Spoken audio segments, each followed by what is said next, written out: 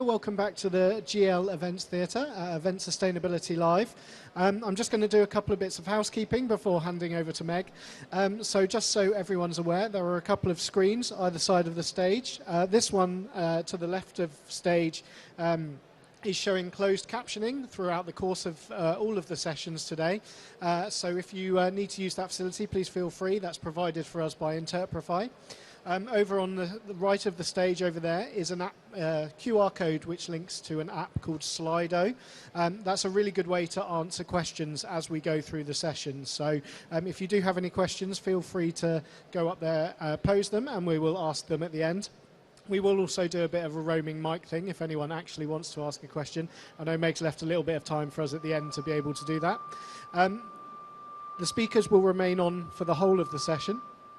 And we'll be portraying everything that we're saying. You can also obviously hear it through the headphones, probably the best way to hear it, but we'll leave that to your discretion whether you want to put them on or not. I think that's everything. I think that's all the housekeeping done. So really looking forward to this session, and I'm going to hand over to Meg for her piece now. Thank you. Thank you. I'm just double checking because I don't have headphones. Can you hear me okay? Everyone's happy? Great. And I'm sorry, I'm very small, so you can't really see me over my laptop. Maybe this will be a little better. Welcome. Thank you so much for being here today. I'm so pleased to see some familiar faces and a nice crowd. Today we're going to be talking about sustainability and inclusion. Can we have our cake and eat it too? And I'm wondering if there's cake around here so we can have some cake after the session. So a little bit about me before we dive right in. For those of you who don't know me, I'm Meg, and I work as sustainability consultant at The Bold. And you may be hearing my accent thinking, that's a strange one.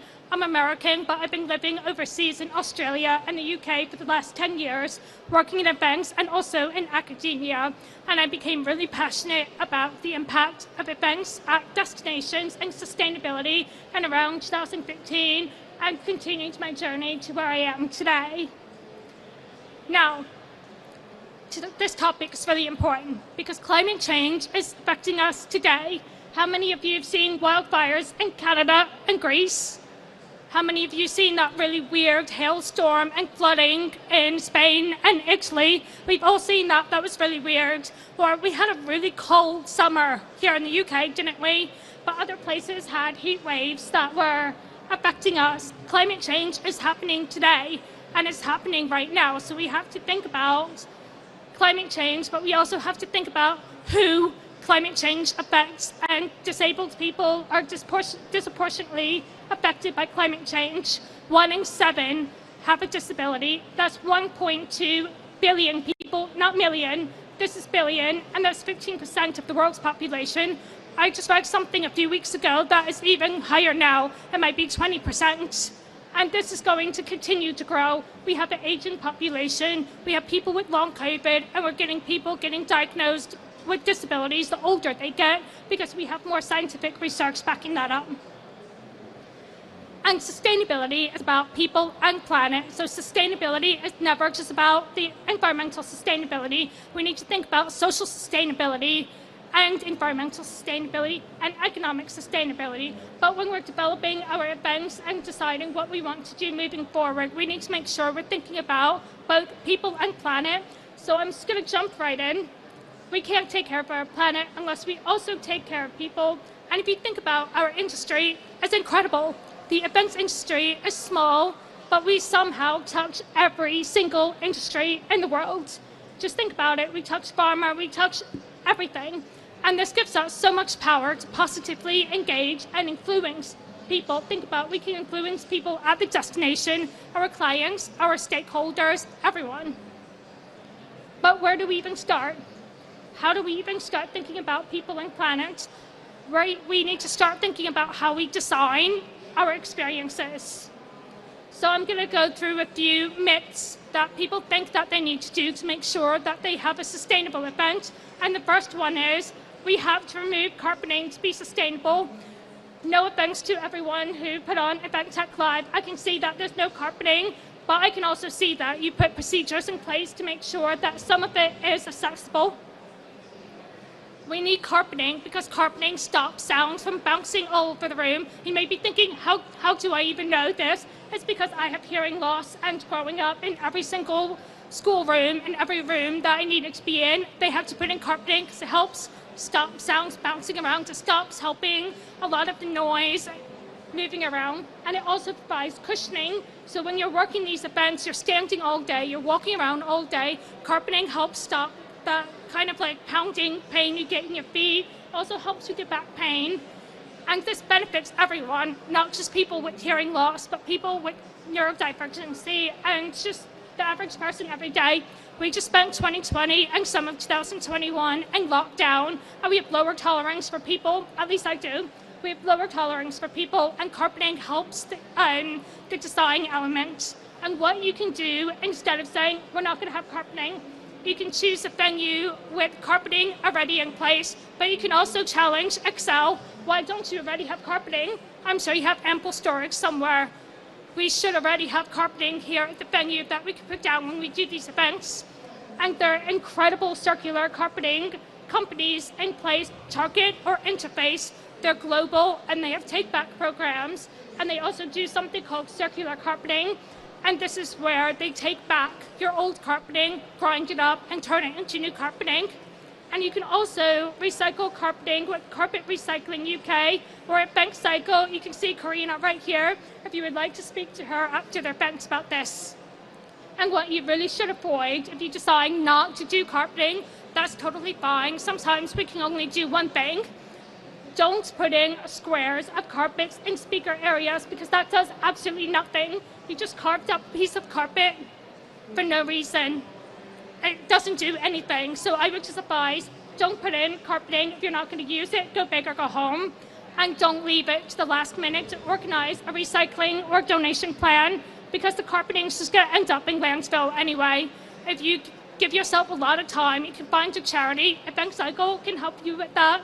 You can find a charity who's willing to take back carpeting. And in the United States, there's Habitat for Humanity. They're always looking for things that they can put into houses.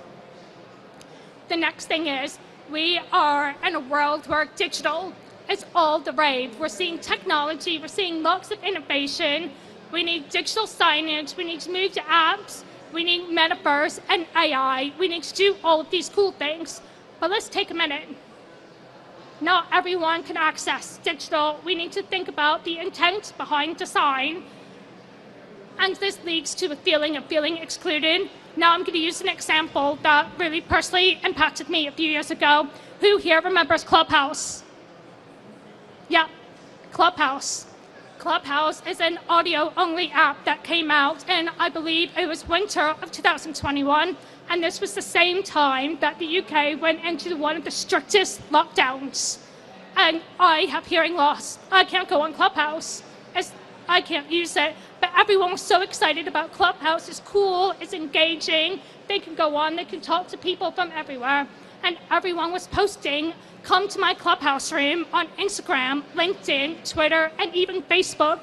I could not get away from it. This was an app designed to exclude me.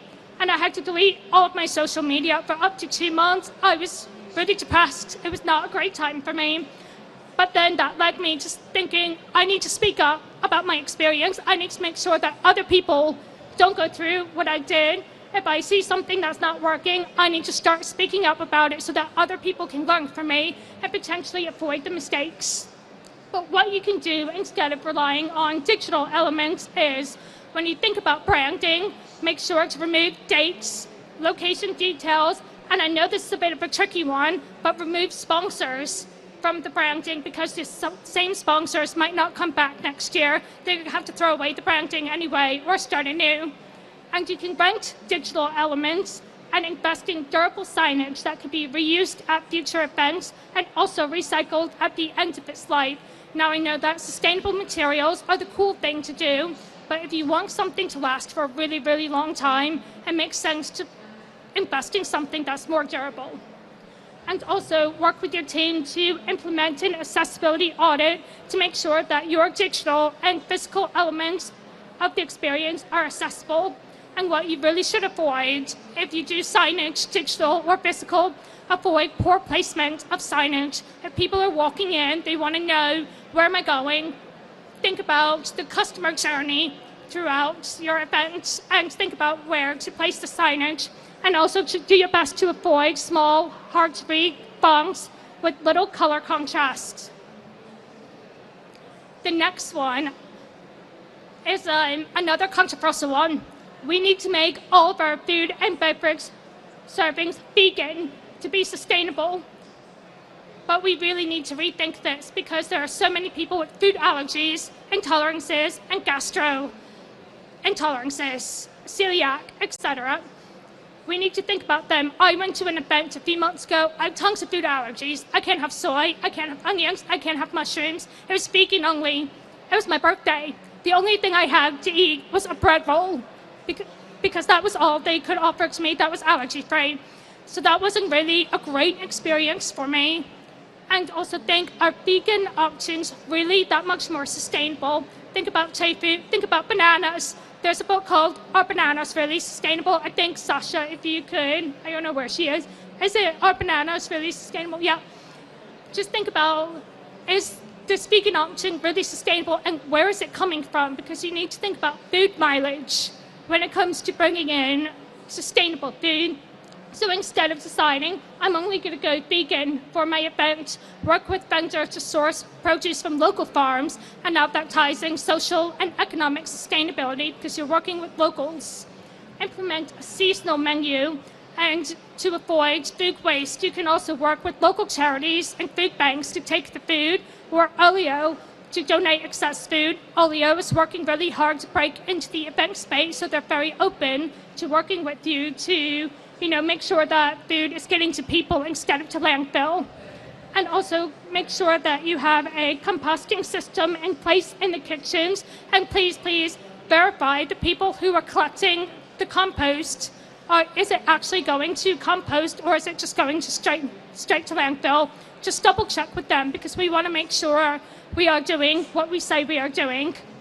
And try your best to avoid, where possible, unnecessary trucking miles and ignoring dietary requirements. I think at the dinner they probably thought I was just making up my food allergies, and I really wasn't.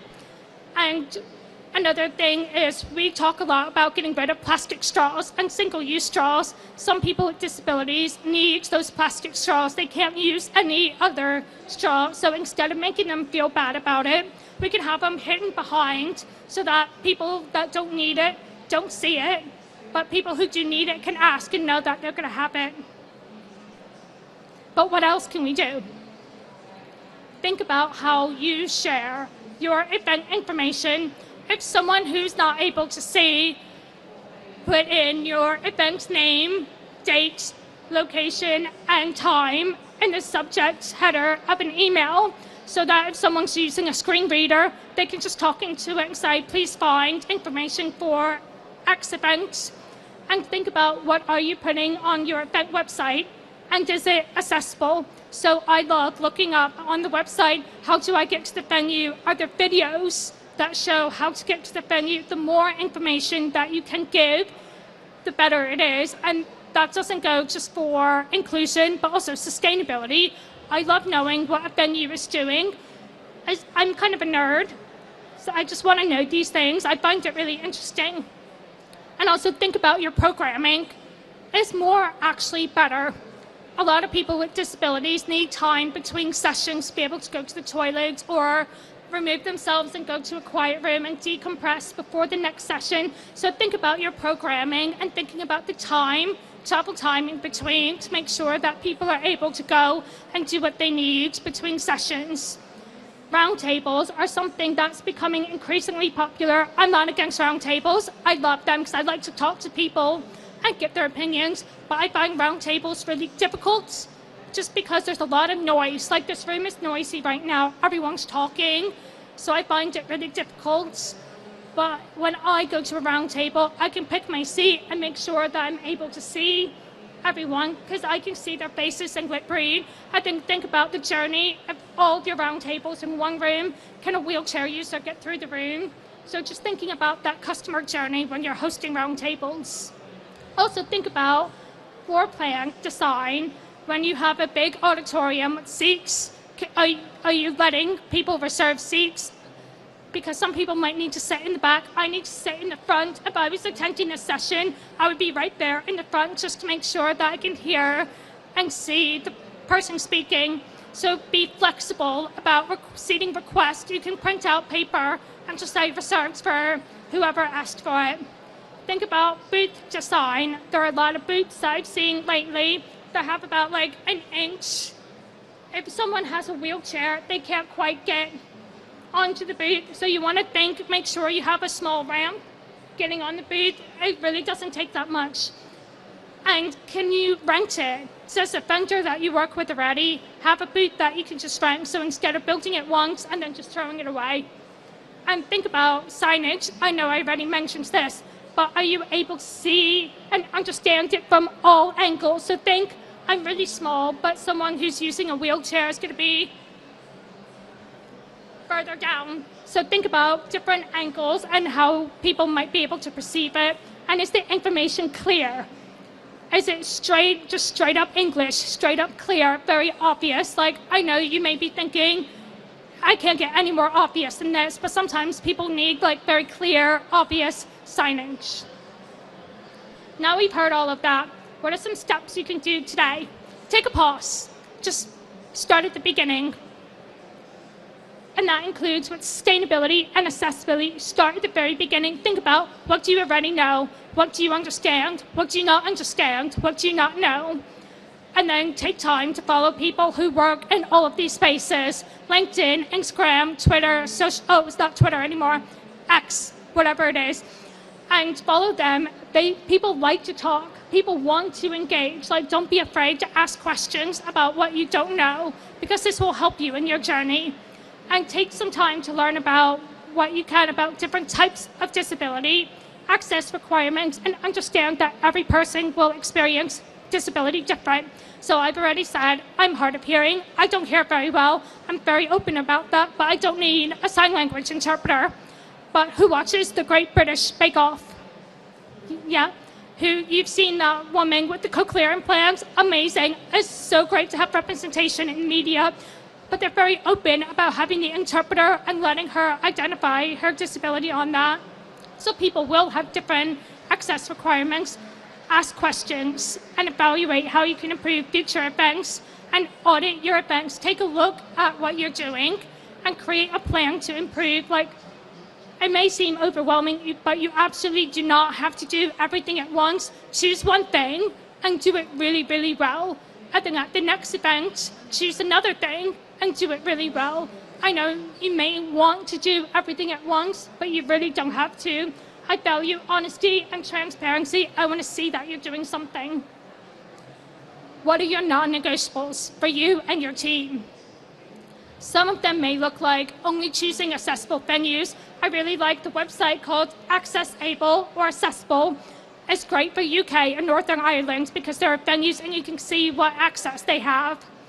And ask yourself, if the venue already has existing and front-facing accessibility and sustainability, or are they improving? Do they align with your values? And the last one, it could look like, is avoiding certain digital platforms due to access. Now my team at the Bowl, we don't use Zoom at all. Zoom is horrendous with captions. I know they apparently have captioning now, but every time we try to use Zoom, it just doesn't work for me. I need captioning. I cannot go in a digital meeting without captioning, so we only use Teams or Google Meet. And if my boss sees someone sent a Zoom invite, said, hey, can we use a different platform, even before I need to ask. So that's a non-negotiable for my team. But Zoom is accessible for people with visual impairments rather than Teams. So understanding what a person's access requirements might be and going from there. Be a voice to champion sustainability and accessibility. My personal opinion is we can have our cake and eat it too, but it will take work, it takes patience, and it takes creativity. Why? Why does any of this matter? Because when we do this, it sets a standard that demands others to meet us, but also giving them the tools to be able to meet it themselves.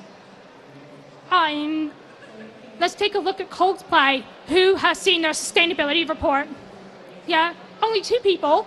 If you haven't seen their sustainability report, check it out. I'm not like a massive Coldplay fan, but once I saw that they were pausing their tour until they figured out how to be more sustainable, I was like, wow, that's really cool, because it's demanding other bands and performers to do that too.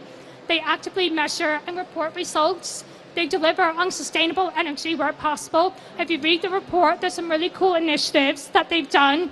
They request venues to enforce best practice in sustainability, and they're very transparent. But a few months after they said they were going to do sustainability, they said, hey, by the way, we're also going to make sure all of our events are accessible. I was like, amazing. So at every single destination, no matter where in the world it is, they provide local interpreters and Subpack Fest, which are like big fests that you can feel the music pumping so that people who are deaf can feel the music. But they also invite anyone who is blind or low vision to the stage so they can offer a touch tour. And that way, these attendees can kind of try to imagine what does this look like? What does the stage look like? And they also have sensory kits and sensory spaces in partnership with Culture City. Very, very cool. I was very privileged and very lucky to work on an incredible project in 2022, the Birmingham Commonwealth Games, and the opening and closing ceremonies. I want to have some time for questions at the end, so if you want to read the report or if you want to talk about this project, this was a project that we really looked at sustainability, inclusion, and accessibility. And I'm really proud of some of the work that we did, because that shows we can do this at a large scale event. We can trickle this down to a smaller scale event. So I'm available if you want to see the report at another time. But resources are also important. I'm not going to leave you thinking, well, that was great, but what next? These are some really, really influential people who are doing accessibility and inclusion incredibly. I love Helen Moon and what she's doing with Eventwell. They provide sanctuaries, pods, and safe spaces for events. And not only are they safe spaces, they're also sustainable because they use cardboard furniture and they make sure to reuse it at every event. And they also offer non-alcoholic options to make sure that if you don't drink, you don't have just water or juice. You have non-alcoholic beer, non-alcoholic wine that you can have. Gavin Neat, who is founder of Welcome, is essentially a website or a digital app where someone like me who has hearing loss can put in what I need and then send it off to a venue, and the venue team looks at it at their end and says, okay, we know that Meg is coming here today. This is what she needs. We'll take care of it. I would recommend that for venues, but not for one-time events, because it's not designed for one-time use only. And I'm sure most of you know Gabby Austin Brown, who's the founder of Diversity Alliance. She's doing incredible work in the inclusion and accessibility space, and she's very open about her learnings and welcoming people with lived experience to share their experience that others can learn. And November is Disability Awareness History Month themes, so there's tons of great content there. I would also recommend Rose Griffiths, who works with EMC3. She's a young graduate who's very, very passionate about sustainability and accessibility. And this is the young are going to rule the world if we give them the tools and the resources to run with what they're really passionate about. They're going to do an incredible job with it. She took lots of training courses and she created her own event audit for accessibility, and she shares what she learned. And I'm just being mindful of time, so if you want to take pictures of this, I can go into the next slide. Oddity Events, Lizzie Ian and her team just published an inclusion guide. Incredible. They released it on Purple Tuesday, which happens every year. Attitude is Everything is also another incredible resource. They mainly focus on festivals, but they're looking to hopefully expand into other events. So finger crossed they do, because their work is incredible. And they're also working with Julie's Bicycle to release an inclusive guide in February 2024, but also thinking about sustainability to make sure that we can have people and planet. And Royal Association of the Deaf. It's not because I have hearing loss. Sasha, the incredible business coordinator at the Bulb, organized training for some of the team members. We had the best time. It was funny, it was engaging. I have hearing loss, but I also learned more about being deaf and the deaf culture and British Sign Language. So if you wanted your team to have any deaf awareness training with them, I highly recommend them. And the events industry, we are a part of every industry. We have incredible, incredible power to influence change. So let's use that power for good. And with 6 minutes left, I would love to open up the floor to any questions, being mindful that I don't hear very well, so you might have to come near me if that stops yelling.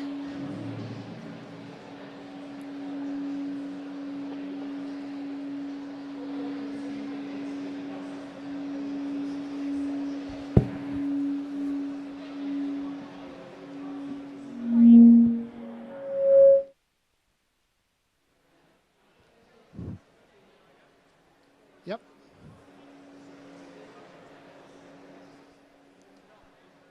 It's not us. Okay. We don't think it's us. We think it's some interference from another stage. So any questions? And I can come to you with this microphone. Any questions? Yep. It's less of a question. It's more of something that I recently saw that I thought I would share because I thought it was really cool. I'm about to speak at an event online, virtually. And one of the elements that they put into the speaker brief was to say who you are and explain and describe who you are and what you're wearing. So saying, oh, I'm wearing a jeans jacket, I'm wearing a green dress, I'm a white woman, blah, blah, blah. For people with visual impairments to still have that experience. And I thought it's something we really didn't take into consideration, especially in the digital space, because we are also used to it being, well, if someone can't see, then it's audio. But yeah, thought I'd share that because I thought that was really cool. Lovely, thank you. Any other questions, comments, anything that anyone would like to raise at all? Yeah, no worries. Give me 2 seconds. Hi.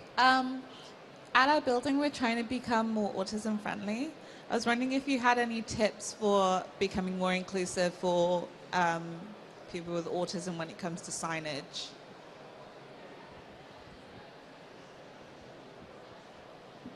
I think I heard the question correctly. I don't hear very well. Tips for being more inclusive with signage?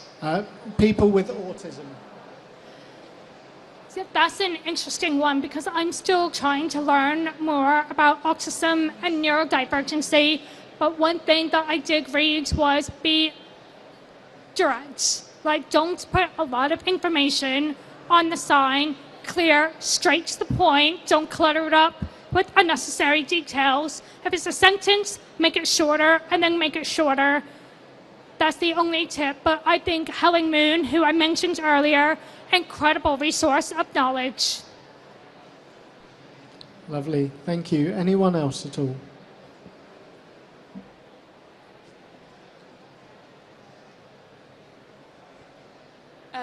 With diversity, equity, inclusion, I feel like there's so much out there, and when you're talking about strategically targeting something or improving your inclusion, you can't do everything at once. So how do you prioritize? How do you decide what to focus on?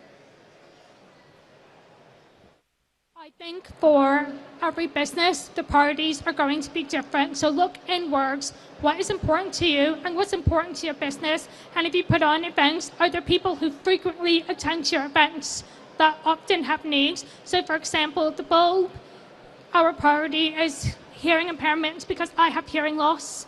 And so we prioritize that, but then we also try to make sure that we're thinking in the big picture because sometimes we're not ever going to get everything. So look inwards first to what's important to you and your team, and then continue to grow on that.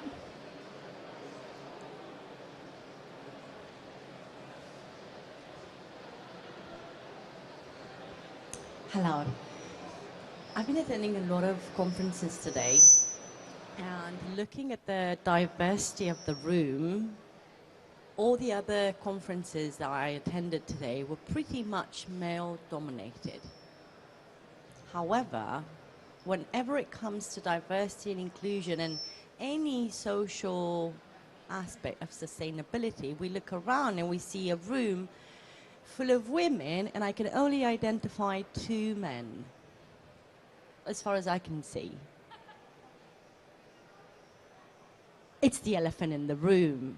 We have to address it, and I would like to, I'm sure in your profession you're seeing this very often. Any recommendations to balance and have diversity in those diversity conversations? Thank you. Yeah, so Gabby Austin-Brown, who runs Diversity Alliance, also runs Diverse Speakers Bureau. So what that does is making sure that people who may look different, they're not expected to talk about accessibility or inclusion. They can talk about the things that they love. So Diverse Speakers Bureau is making sure that they have the space to talk about their passions, but also invest in young people, because young people really, really want change. They want it to be more diverse, inclusive, and accessible and sustainable. Take the time to listen to young people. They do know what they're talking about. I'm being requested to wrap this up, so I just wanted to say a big thank you for being here today. I really appreciate it. I'm around afterwards if you have any more questions, or you can find me at my contact details. I'm more than happy to talk about this. Yeah, and thank you for having me. Thank you very much.